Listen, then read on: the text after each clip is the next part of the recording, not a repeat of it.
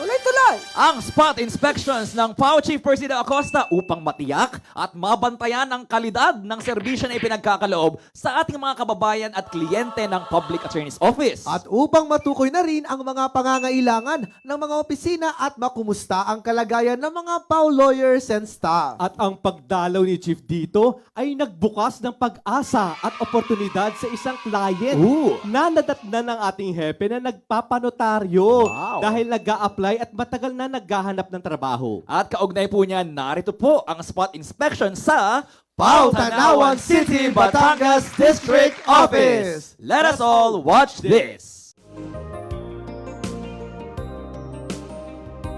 Kung hindi tayo, sino pa nga ba? Bayang Pilipinas, pagkaganda, magmamahal at kakalinga. Kailangan may mangunguna katulad mo, isang agila lumilipad kahit na mag-isa.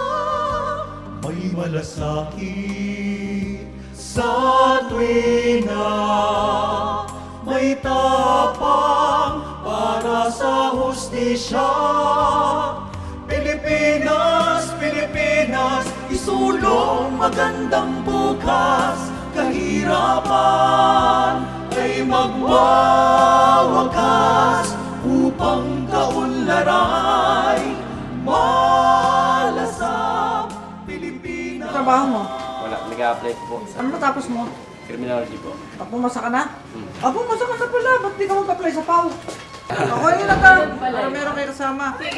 Nagtitinda ng anong nanay mo? Isaw po. Isaw, ang tatay, tricycle driver. Ako rin na ta. Napakabait po ni Chief Acosta.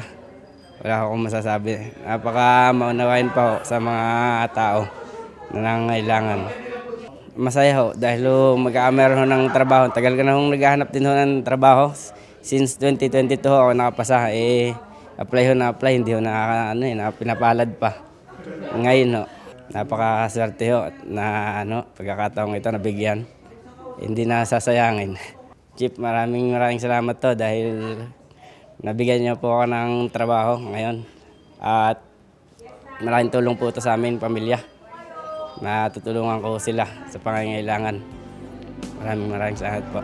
Mangunguna, makakasama sa misyong pangarap ng masa. Walang urong maiiwan, lahat tayo ay sasagana. Halina at magkaisa na, kapit ka pa. Masaya kami at dinalaw kami ni Chief at dahil hindi namin inaasahan na kami ay madadalaw ng ganitong panahon. Pero kami ay masaya at nadalaw. Mas lalo pang maging napakabait ni Chief para po sa mga PAO at saka po sa mga mamamayang umaasa po at naniniwala po sa kanya. I love you po, Chief! Actually, more on surprise. Masaya kasi nga ay sa dami ng PAO offices, kasama kami sa nadalaw niya. So, thankful kami. Kasi pag nakikita namin si Chief nag-iikot, ba't kami hindi napupuntahan ni Chief? Ayan. So, thank you, Chief, sa pagdalaw po sa amin. Malaking bagay po sa time na binigay niyo po sa amin. Salamat po.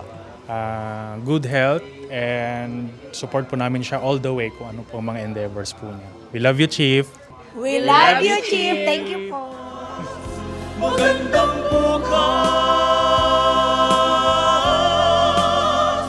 magandang bukas.